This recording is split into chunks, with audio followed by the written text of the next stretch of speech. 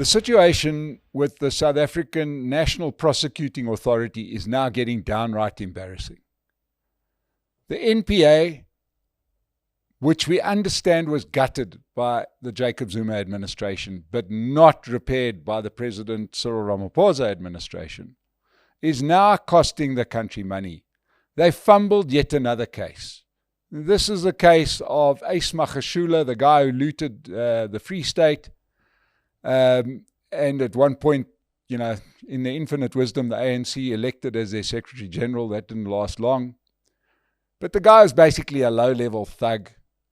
At the State Capture Commission, he was fingered in a whole lot of schemes where he had stolen your money, my money, in a whole lot of dirty deals. We know all about two of the most prominent, easy to prosecute deals. In the one deal, there was the Estina dairy farm, where he basically bought a going concern as the Free State government to take over a dairy farm. And he gave money to buy the thing and gave money to operate the thing, which ended up in the hands of the Guptas, which funded the infamous Gupta wedding at Sun City. Right? The NPA apparently had an ironclad case. People had enough time to make TV documentaries, write books about it. It was an open and shut affair, but the National Prosecuting Authority accidentally lost the case. The judge had to throw it out of court because the NPA's performance was so poor. Then the next thing was the so-called asbestos roofing incident.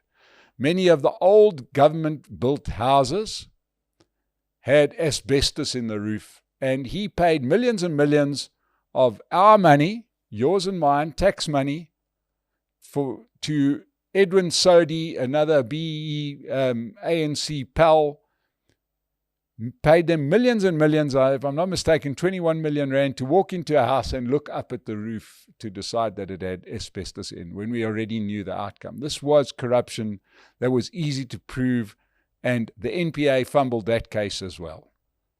Now there's yet another case against Makashula, where his one-time secretary has got all the evidence, but she ran away to the US, and the National Prosecuting Authority can't get her extradited. Now, look, I don't want to argue the merits and demerits of those cases, but I want to tell you that our President Cyril Ramaphosa led a delegation to sit in the White House to tell the President of America, Donald Trump, that South Africa is not involved in a genocide. We've just got rampant crime. Our problem isn't that a specific group of people are getting killed. Everybody's getting killed. So don't blame us. They're the government. They're the people that are meant to stop this kind of thing. And it's not going to stop unless, when a crime is investigated and the crime is proven, that your prosecuting authority gets the necessary paperwork in order to put those people in jail. This isn't rocket science.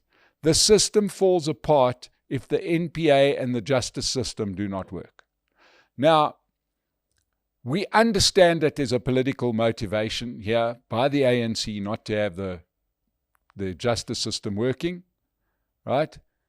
Just today, the Minister of Justice, Mamaloka Kubai, was going to interviews, basically defending the poor performance of the justice system, always promising renewal. Renewal.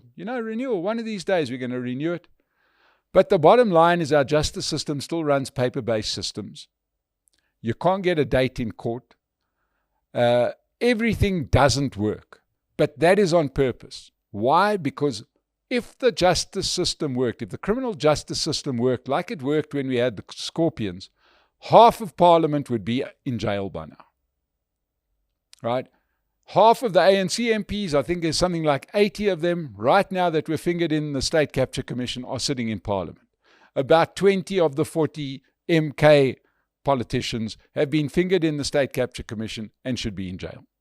We are being represented by a bunch of proven crooks, and it's on the head of the National Prosecuting Authority.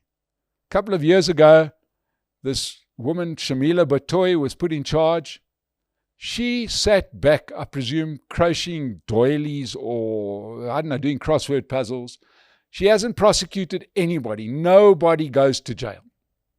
If this country wants to be taken seriously, if we want economic growth, we need to have a criminal justice system that works, a criminal justice system that can work for big crimes as well as little crimes. It can work to put away murderers, it can work to put away corrupt politicians, and it can work to ensure that contracts are enforced. You know, the boring stuff. Speed offences are actually prosecuted. Otherwise, the cops are going to stop you in roadblocks, and they just want, a streetwise two. And you'll pay it because the criminal justice system is such a mess. So this is what we pay the government for. We pay them to sort out the criminal justice system. It's high time that we make sure that they do what needs to be done. This country will not function without a criminal justice system. The NPA must stop this.